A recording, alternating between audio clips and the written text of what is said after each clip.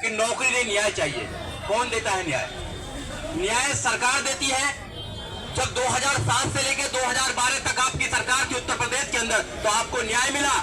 और लक्ष्मण जी कह रहे थे अभी, ये मनुवादी बना रहे हैं अपने उसको यूनिवर्सिटी को। हम फूले अम्बेडकर यूनिवर्सिटी बनाना चाहते हैं। अरे कैसे बनाओगे आप फूले अम्बेडकर यूनिवर्सिटी? तो बहन कुमारी माँ उत्तर प्रदेश में थी तो गौतम बुद्ध यूनिवर्सिटी बनाने का काम किया। सरकार जब तुम्हारी होती है तो न्याय नहीं होता है, तो सरकार ने उसके न्याय आपके साथ नहीं होता है। आपने देखा पूरे देश में जुर्म हो रहा है, पहली बार नहीं हो रहा है। धन्यवाद है डॉक्टर ऋतु सिंह जो लड़ाई लड़ रही है। वो आपसे लड़ाई नहीं लड़ रही है, वो बहुत लंबे समय से लड़ाई लड़ रही है फाइटर। और ऐसे लोग उनके साथ लगे हुए हैं तो उनका सपोर्ट कर रहे हैं। ये एक इंसान की लड़ाई नहीं है, ये सब लोगों की लड़ाई है। आपको लड़ना पड़ेगा इसको, मगर इसकी जड़ क्या है? जड़ को आपको समझना पड़ेगा। वो क्यों अपने लोगों को अंदर डालने का काम कर रहे हैं, क्यों वो कैडर को डालने का काम कर रहे हैं? क्योंकि सरकार उनके पास में है। जब तक आप सरकार नहीं बनाएंगे, जब तक आपकी समस्याओं का समाधान नहीं होगा, सारी विपत्तियों के मालिक आप हैं, सारे विपत्तियों के मालिक आप हैं, मगर सारे संपत्तियों के मालिक वो बना रखा है आप लोगों ने। क्यों? क्योंकि सरकार की ताकत उनके पास है।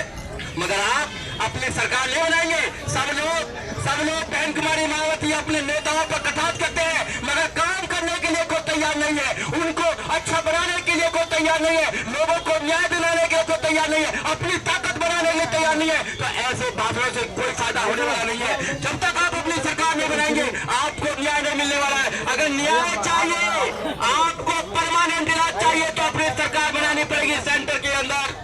न्याय राजा के ऊपर डिपेंड करता है। न्याय तो राजा के ऊपर डिपेंड करता है। राजा का मन चाहेगा तो न्याय देगा, राजा का मन नहीं चाहेगा तो आपको न्याय नहीं देगा। जैसा हो रहा है, पिछले 2 महीने से बैठी हुई है। क्या किसने न्याय की बात करी? नहीं बात करी, न्याय की बात करी। क्योंकि वो आपको न्याय नहीं देना चाहते, आपके साथ में शोषण करना चाहते हैं। इसलिए उनसे उम्मीद करें कि न्याय के लिए तो खड़ा होना पड़ेगा आपको। मैं डॉक्टर ऋतु से पहले भी बोल के गया था, आपकी जगह यूनिवर्सिटी के अंदर नहीं है, आपकी जगह पार्लियामेंट के अंदर है। आप क्या दिखाई नहीं देंगे? पार्लियामेंट नहीं जाएंगे तो समाज के बाद कौन उठाने का काम करेगा? आपको जाना होगा, नौजवानों को आना पड़ेगा। जिसके भी पूछो अपने बच्चे को क्या बनाना चाहते हो? मैं IAS बनाना चाहता हूँ, डॉक्टर बनाना चाहता हूँ, इंजीनियर बनाना चाहता हूँ, आप जैसा वकील बनाना चाहता हूँ। अरे बाबा साहब डॉक्टर अम्बेडकर, माननीय काशीराम साहब, बहन कुमारी मायावती को बनाना चाहेगा जिन्होंने हमारी लड़ाई लड़ने का काम किया। माननीय काशीराम साहब नहीं होते तो क्या हम इस देश में सोच पाते कि देश की प्रधानमंत्री की कुर्सी पर बैठ सकते? नहीं बैठ सकते थे। इसलिए मेरे साथियों, आपको समझना पड़ेगा, जड़ को समझना पड़ेगा। अगर आप जड़ को नहीं समझे तो ऐसे कितने लोगों के साथ में अत्याचार हो रहा है, होता रहेगा, सदियों से होता है, क्योंकि उनको आदत है। और मैं एक बार और बताना चाहता हूँ, जब भी लड़ाई मनुवाद और बाबा साहब डॉक्टर अम्बेडकर बात की हुई है, हमेशा मनुवाद को हारना पड़ा है। चाहे बाबा साहब का समय हो,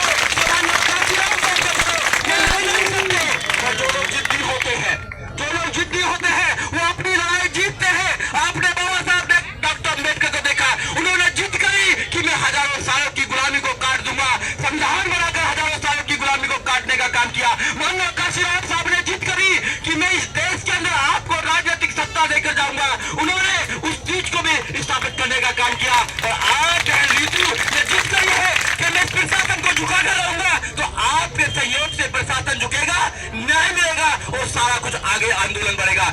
जय भीम, जय भारत, नमो बुद्धाय।